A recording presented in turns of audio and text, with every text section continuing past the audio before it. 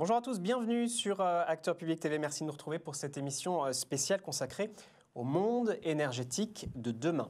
Sous l'effet conjugué de la révolution numérique, de la transition énergétique et d'une volonté décentralisatrice des acteurs, le secteur de l'énergie connaît aujourd'hui une mutation rapide en France, mais aussi en Europe et dans le monde. Et c'est l'objet de cette émission spéciale réalisée avec notre partenaire, la Commission de régulation de l'énergie, la CRE, qui a lancé, voilà quelques mois, à l'initiative de son président Jean-François Carenco, un comité de prospective pour réfléchir à ces évolutions très structurantes. Pour en parler, j'ai le plaisir d'échanger avec Domitille Bonnefoy. Bonjour. Bonjour. Directrice des réseaux à la CRE. Thomas Vérinck, bonjour. Bonjour. Directeur marchés et régulations à RTE, réseau de transport d'électricité. Et Pierre Germain, bonjour. Bonjour. Directeur associé de la société eCube, qui a publié, là, il y a quelques jours, une étude destinée à alimenter les travaux de réflexion du comité de prospective de la CRE. Vous allez nous en parler. Merci beaucoup à tous les trois d'être là. Pour lancer notre discussion, je vous propose un petit sujet vidéo sur les missions du comité de prospective. On regarde et on en parle juste après.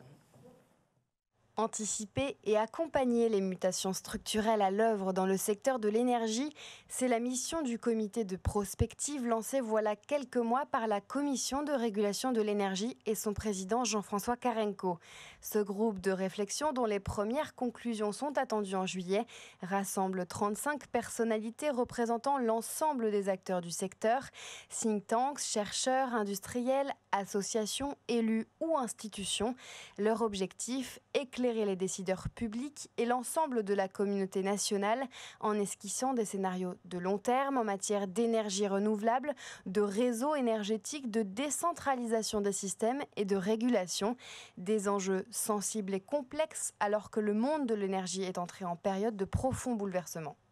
Des enjeux, des sujets extrêmement complexes, en effet. Domitille Bonnefoy, je me tourne vers vous. Le comité de prospective va donc esquisser des scénarios sur les tendances lourdes, 2030, 2050, avec une volonté, c'est bien ça, d'associer l'ensemble des parties présentes et qui interviennent sur ces sujets. C'est tout à fait ça. Vous l'avez dit, le secteur de l'énergie va rentrer dans une phase de transformation et de transformation rapide, du fait d'une part du développement des énergies renouvelables qui vont amener des nouveaux modes de production très décentralisés, de la révolution numérique qui ouvre le champ des possibles et qui va permettre notamment aux consommateurs de prendre la main et de devenir les vrais gestionnaires et pilotes de leur consommation s'ils le souhaitent. Et parce qu'il est essentiel que l'ensemble du secteur énergétique s'approprie et anticipe ces évolutions, la CRE a voulu lancer il y a quelques mois un comité de prospective qui réunit bien sûr l'ensemble des acteurs du secteur, mais aussi des universitaires et des experts d'horizons différents. Donc ce comité a pour objectif d'identifier et de comprendre les grandes tendances du secteur de l'énergie, de les partager. C'est vu comme un lieu d'échange. Je crois que le président Carenco a cité les mots de la maison de l'énergie. Absolument. Et enfin, l'objectif d'apporter son expertise au collège de la CRE, bien sûr, mais de manière plus large, à l'ensemble des acteurs de l'énergie, au gouvernement, aux parlementaires. Et c'est pour alimenter les travaux de ce comité de prospective que la CRE a aussi lancé une étude qu'elle a confiée à eCube. Alors juste, le rendez-vous, c'est début juillet, le 5 juillet, le comité de prospective qui se réunira pour présenter ses premières conclusions. Pierre Germain, Domitille Bonnefoy le disait, l'étude à eCube va alimenter les travaux du groupe de réflexion. D'abord, quelle est votre méthode? Comment vous avez travaillé sur cette étude qui fait 500, 600 pages, je crois, qui est complètement disponible sur creux.fr, le site de la CRE, et quels sont les enseignements majeurs que vous en tirez? Oui, alors c'est une étude importante par son volume, vous l'avez rappelé, 600 pages. C'est le fruit d'un travail sur 4 mois, qui s'est étalé sur 4 mois avec nos équipes, mais les équipes de la commission également. C'est un travail important également par son ambition en fait. C'est une couverture du secteur complète, l'ensemble de la chaîne de valeur. Donc on adresse des questions de perspective de demande, d'évolution de la demande d'énergie, mais également d'évolution des filières de production d'énergie. On couvre les ruptures à venir comme les véhicules électriques, leur importance et leur rôle dans le secteur de l'électricité, le stockage électrochimique. Donc une couverture importante, une couverture géographique importante également. C'est pas concentré sur la France ni même l'Europe, où il y a une certaine homogénéité de fonctionnement de ces systèmes énergétiques. On est allé voir ce qui se passait ailleurs. On a d'ailleurs organisé 2 visites. On en parlera après sur le côté international. Absolument. Et puis on s'est également intéressé à des secteurs, des systèmes énergétiques très différents comme les pays émergents. L'étude présente un état de l'art en quelque sorte, dans une première partie, un état de l'art de la connaissance sur les grandes dynamiques que connaît ce secteur, en rassemblant des données, des faits, la meilleure connaissance qu'on puisse présenter aujourd'hui des tendances sur les coûts, par exemple, sur la pénétration des filières. Et puis, elle s'est exercée à offrir une vision de moyen, long terme, 2030, 2050, sur ce que pourraient être les évolutions que connaîtra ce secteur de l'énergie. Et on a formulé une douzaine de thèses prospectives qu'on a confrontées à l'opinion près d'une centaine, plus de 80 experts internationaux, européens, pour moitié hors Europe, pour un quart Europe hors France et un quart France, qui ont formulé leur avis sur cette douzaine de thèses. Vous êtes allé aussi en Californie, en Chine, on va en parler juste après. Thomas Vérinck, je me tourne vers vous. RTE, c'est bien sûr le réseau public de transport d'électricité en France. RTE qui a établi dans le cadre de son bilan prévisionnel plusieurs scénarios également sur la réussite de la transition énergétique qui couvre également une période 2030-2035, je crois. Quelle est la bonne méthode pour travailler sur ces problématiques et quelles tendances vous relevez également ? Alors, effectivement, vous faites référence à ces scénarios qu'on a produits dans le cadre du bilan prévisionnel. Donc, c'est une de nos missions légales. On le fait tous les ans concernant les 5 années qui viennent et puis tous les 2-3 ans concernant une période plus longue de 15 ans. Je pense que pour avoir la réponse sur la méthode, il faut aussi revenir un petit peu en arrière, puisqu'aujourd'hui, on peut avoir un biais de perception, puisque ces scénarios, en tout cas certains d'entre eux, sont les scénarios de référence pour réfléchir sur la future programmation pluriannuelle de l'énergie. Oui. Mais si on se rapporte un an auparavant, on n'était pas exactement dans cette configuration, il y avait beaucoup plus d'incertitudes. Donc c'est pour ça qu'on a fait des scénarios très larges qui étaient respectueux des orientations politiques, la réduction de la part du nucléaire, la progression de la part des énergies renouvelables, mais avec un large spectre. Aujourd'hui, c'est un peu plus clair. Il y a eu des décisions en juillet, il y a eu des décisions en novembre, justement suite à la publication du bilan prévisionnel, puis en janvier. Donc les pouvoirs publics ont un peu clarifié certaines orientations, mais il y a un an, ce n'était pas pareil. Donc sur la méthode, consultation large avec les parties prenantes en amont. L'ensemble des parties. Voilà, avec l'ensemble des parties. Donc on a eu beaucoup de réponses aux consultations publiques, effectivement, de la part de producteurs, d'organisations, d'ONG, de la part d'universitaires, de consultants, etc. Le renforcement du volet économique. Tous les scénarios sont chiffrés. On n'a aucun scénario dans lequel on ait un certain nombre de principes qui ne soient pas vérifiés d'un point de vue économique.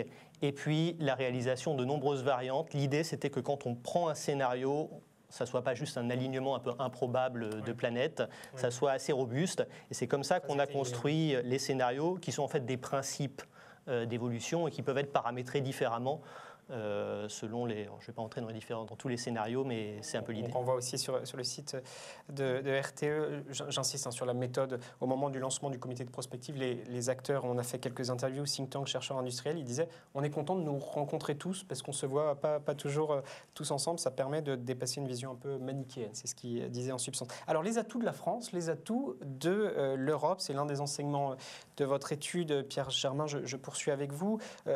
On a le sentiment, à lire l'étude, que le fonctionnement des marchés en France, en Europe, ça fonctionne, c'est efficace, si je puis dire. Est-ce que je caricature un peu ou je résume bien ? Alors, je crois que l'intention de la Commission de régulation de l'énergie, c'était de s'ouvrir au monde. Donc la Chine, la Californie. On a travaillé avec eux à retenir deux géographies. La Chine, la Californie. Alors la Chine, c'est de loin aujourd'hui le premier pays en termes de production renouvelable. C'est 2 fois le parc installé des États-Unis, donc ils sont 2 fois plus gros que le second qui est les États-Unis. C'est en 2017 80 gigawatts de production renouvelable installée, c'est-à-dire à peu près la taille de l'intégralité du parc de production français. Donc c'est un pays qui s'imposait. Alors à l'opposé, ils ont 2 fois la taille en termes de capacité installée des États-Unis, mais ils produisent à peu près la même quantité d'énergie, c'est-à-dire qu'il y a une bonne partie de l'énergie qui est perdue. Donc il était intéressant de s'intéresser aux difficultés et comment ils avaient l'intention de résoudre ces difficultés. La Californie, une terre d'élection très particulière, où on trouve à la fois un climat très favorable au développement du photovoltaïque, à la fois des universités, des start-up, un écosystème technologique effervescent, et puis des investisseurs. Donc voir comment fonctionnait ce système-là était particulièrement intéressant également pour nous. Domitil Bonnefoy, est-ce que je résume bien si je dis que notre modèle français-européen n'a pas à rougir de ce qui se fait ailleurs, à écouter Pierre Germain? Non, je pense que c'est tout à fait ça. Il présente des atouts, en tout cas notamment parce que, alors, contrairement peut-être à ce qu'on a pu voir en Chine ou aux États-Unis, le développement de marchés concurrentiels à la fois sur la production et sur la fourniture a permis un terrain fertile pour le développement de l'innovation. Et c'est la même chose sur la régulation des réseaux, où il est essentiel que le cadre de régulation qui est mis en place incite les opérateurs à être efficaces et leur laisse la marge de manœuvre de mettre en œuvre l'innovation dont le système a besoin. Donc, des choses dont on peut s'inspirer. Sur cette démarche européenne, internationale, Thomas Vérinck, quel est votre sentiment? Comment vous y travaillez? Et quel message fort aussi vous souhaitez mettre en avant peut-être? Je suis tout à fait d'accord avec Domitil pour dire qu'il y a eu de grands succès en Europe, notamment sur l'interconnexion et une forme de standardisation des marchés de gros. Et Pierre Germain en parlait tout à l'heure. Il y a probablement beaucoup moins de différence entre la France et la Finlande qu'entre un État du nord des États-Unis et la Californie ou l'État de New York. Donc il y a eu beaucoup plus d'homogénéité en Europe. Après, il y a un certain nombre de questions qui se posent. J'espère que ce n'est pas aujourd'hui qu'on découvre qu'il y a des questions sur le financement des investissements en Europe, où la plupart des filières bénéficient d'un certain nombre de dispositifs qui vont bien au-delà du prix du marché de gros. Donc là, il y a cette question-là. Si on prend un peu de recul, de toute façon, le marché européen, sa trame intellectuelle, c'est des années 90. C'est une mise en œuvre, un passage dans la réglementation européenne dans les années 2000. Et donc, il y a toujours cette question de savoir si on n'est pas en train de traiter les défis de 2020-2030 avec des outils intellectuels qui ont été forgés il y a 10-15 ans. Après, sur la France, ses atouts sont assez clairs. C'est un parc déjà décarboné, ce qui fait que quand on met des énergies renouvelables en France, les performances sur les émissions sont très différentes de ce qui se passerait sur d'autres mix qui, eux, sont beaucoup plus carbonés à la base. Et donc, finalement, ce qui peut changer la donne en matière d'émissions en France, c'est principalement des transferts d'usage vers de l'électricité décarbonée, où c'est un petit peu moins important, mais c'est quand même noté et notable dans les scénarios, ça va être les questions d'import-export, et notamment si la France se trouvait en situation d'exporter davantage ses exports nucléaires, ENR, ça se substitue à des énergies carbonées. Donc ça, c'est un atout. Merci beaucoup Thomas Vérinck. Un mot, Domitil Bonnefoy, sur la dimension européenne, l'action européenne de la CRE. Comment vous l'inscrivez dans cette dimension-là? La CRE s'inscrit résolument dans une dimension européenne et c'est une de nos priorités de travail. Tout d'abord, la CRE soutient et approuve les projets d'interconnexion. Donc les interconnexions, c'est ce qui permet d'échanger l'énergie avec nos pays voisins. Et la CRE approuve ces projets, les soutient dès lors qu'ils sont utiles à la collectivité européenne. Aujourd'hui, de nombreux projets sont en cours avec nos voisins, en construction, par exemple avec l'Italie ou le Royaume-Uni, ou approuvés et en projet, par exemple avec l'Espagne et un renforcement avec la Belgique. La CRE travaille aussi activement dans les instances européennes pour définir les règles d'utilisation de ces interconnexions et en tirer le meilleur parti, s'assurer que grâce à ces échanges, on sera capable de tirer parti des complémentarités entre parcs de production des différents pays européens pour minimiser les coûts d'approvisionnement. Et on travaille aussi sur les règles de demain, avec notamment les discussions européennes en cours sur le paquet énergie propre qui avance, avec, là, je dirais, un souci d'efficacité. C'est-à-dire qu'il s'agit d'aller vers l'harmonisation quand les bénéfices associés à cette harmonisation sont supérieurs aux coûts qui peuvent être associés à la nécessaire adaptation que cette harmonisation génère. Un mot sur la décentralisation. C'est aussi un enjeu fort qui revient, l'idée que de nouveaux acteurs apparaissent sur ce champ-là, l'idée que les consommateurs aussi veulent ne plus simplement payer leurs factures, mais ont leur mot à dire, veulent intervenir, des habitudes de consommation qui vont évoluer. Thomas Vérinck, Pierre Germain, peut-être un mot là-dessus. Qu'est-ce qui se passe? Qu'est-ce qui va changer? Et peut-être qu'est-ce qui va changer pour, on va dire, monsieur tout le monde, très concrètement? Je pense qu'on ne sait pas encore concrètement la façon dont ça peut modifier le secteur. Ce qu'on sait, c'est que, c'est un peu tarte à la crème de le dire d'ailleurs, on est face à une rupture. Tous les manuels sur le secteur électrique commencent par l'électricité ne se stocke pas. Bon, ouais. En fait, on va changer l'axiome de base de ce secteur. Donc, ça peut être très puissant comme révolution, c'est clairement un changement de paradigme pour parler de manière savante, et toute l'organisation institutionnelle peut en découler. Après, la question, c'est de savoir quand, parce qu'on a souvent l'impression qu'il y a une tension, on dit le stockage arrive, l'autoconsommation, la flexibilité, et puis on a l'impression que finalement, on en parle beaucoup, mais les réalisations concrètes sont un peu moins claires. Moi, j'ai l'impression que, assez paradoxalement, en Europe, ça peut arriver moins rapidement que dans d'autres endroits, et en France, peut-être moins rapidement que dans d'autres pays européens, tout simplement parce qu'on a moins d'énergie renouvelable variable et des réseaux qui sont largement développés. Je pense que ce qui est important, ça sera systématiquement de regarder l'économie de ces phénomènes, au-delà du discours général. Je pense que ce n'est pas la technique qui plafonnera la part des énergies renouvelables, mais ce seront des questions de coût. Le deuxième point, c'est que expérimenter, mais je pense que c'est l'esprit aussi de ce que dit la Commission de régulation de l'énergie, expérimenter sans figer les solutions institutionnelles, ça semble extrêmement important aujourd'hui, parce qu'on ne peut pas intégrer une révolution technique avec des cadres institutionnels qui sont complètement figés. Et puis le troisième point, je pense, ça sera de continuer d'étudier dans le contexte spécifique de la France et en tenant compte des acquis de méthode qu'on a pu avoir avec l'ensemble des travaux prospectifs, l'étude de E-Cube, ce qu'on avait fait sur les réseaux électriques intelligents ou le bilan prévisionnel.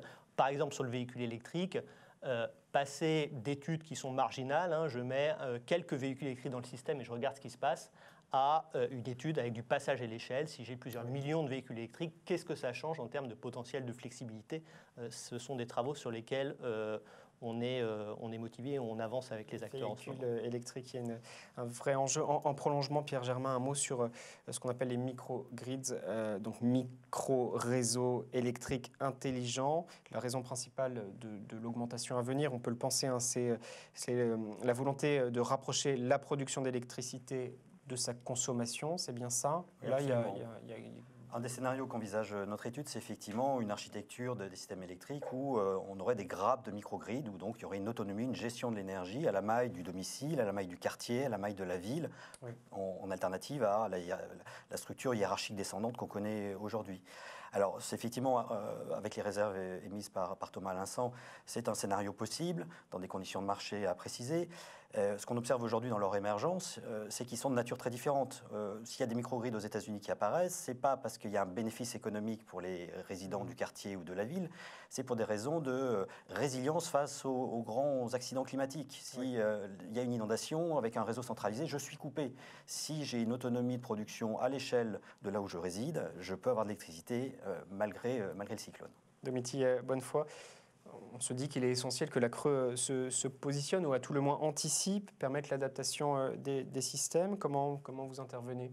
D'abord, je suis contente de vous entendre parler du consommateur final, parce que je crois que c'est le cœur de la mission de la CRE, c'est de travailler au bénéfice du consommateur final. Et je pense qu'on a une obligation de s'assurer que la transformation du secteur électrique qui va arriver se fasse au bénéfice de tous et pas seulement de quelques-uns.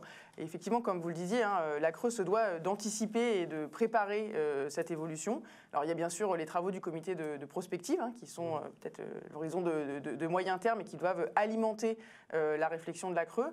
Il y a aussi tous les travaux que la CRE mène au quotidien avec, je dirais, un objectif qui est vraiment le bénéfice du consommateur final et une méthode qui est la transparence et la concertation.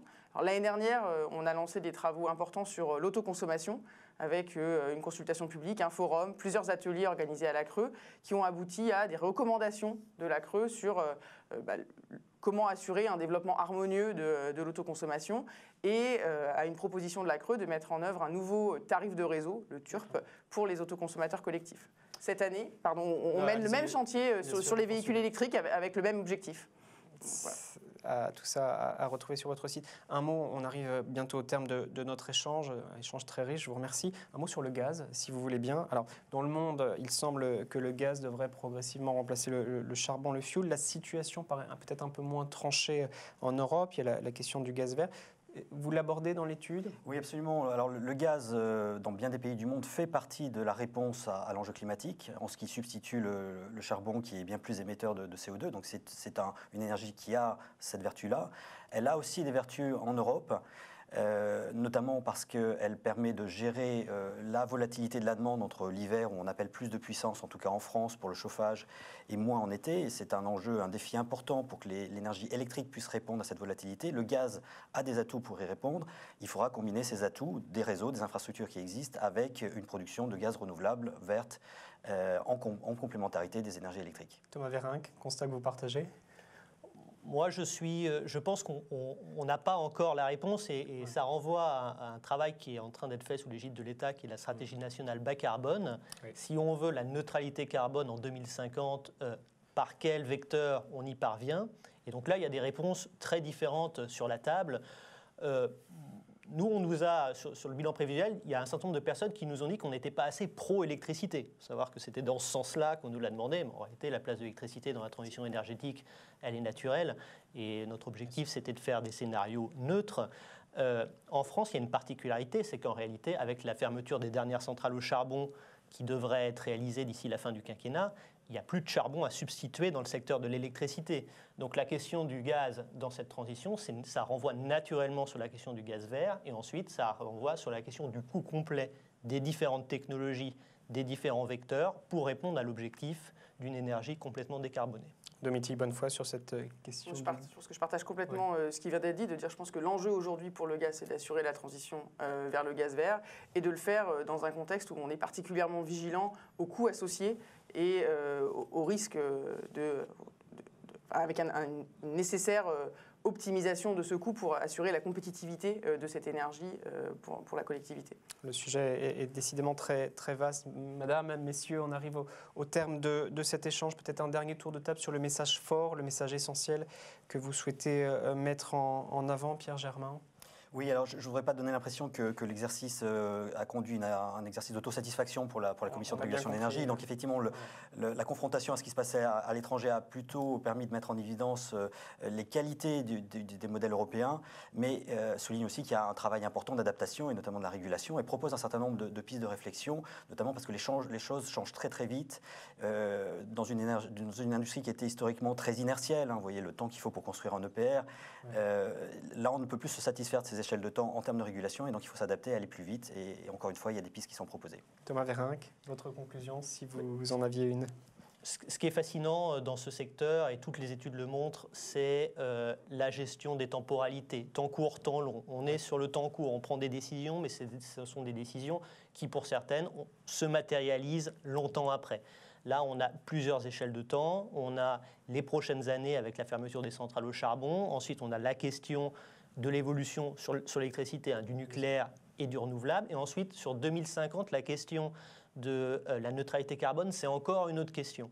Et ce qui est important, c'est d'avoir les cadres de régulation, les cadres institutionnels qui permettent de ne pas se fermer les bonnes options et qui permettent d'inventer ce qui va se passer demain sans rester totalement lesté par la construction intellectuelle des années 90-2000, qui a été très bonne, qui a donné de très bons résultats, mais qui n'est pas complètement suffisante pour penser ce qui va arriver. Une forme d'agilité sur des enjeux extrêmement lourds. Domitille Bonnefoy, quelle est votre conclusion sur ces sujets tellement vastes? Je vais revenir sur le consommateur final, je pense, et je pense que l'objectif, c'est vraiment d'assurer que cette transformation du monde de l'énergie qui est à venir se fasse au bénéfice de tous. Et peut-être juste un mot pour dire que je pense que les réseaux publics de transport, de distribution en électricité comme en gaz, ont un rôle majeur à jouer dans cette transition et c'est essentiel qu'on travaille ensemble, la CRE et les opérateurs, pour assurer l'adaptation de ces réseaux qui sont à mon avis la clé pour permettre de faire cette transition énergétique tout en préservant les valeurs de solidarité qui sont aujourd'hui le fondement de notre modèle énergétique. Je retiens le consommateur au centre de tout, je retiens la méthodologie où on associe tout le monde, on va voir ce qui se passe ailleurs et on réfléchit comme ça de manière plus pertinente à la suite. Merci beaucoup à tous les trois pour cet échange. Merci de nous avoir suivis sur Acteurs Publics. Alors je rappelle votre étude sur creux.fr et les travaux de bilan prévisionnel sur le site de RTE. Merci beaucoup, à très bientôt sur Acteurs Publics TV pour de prochains échanges.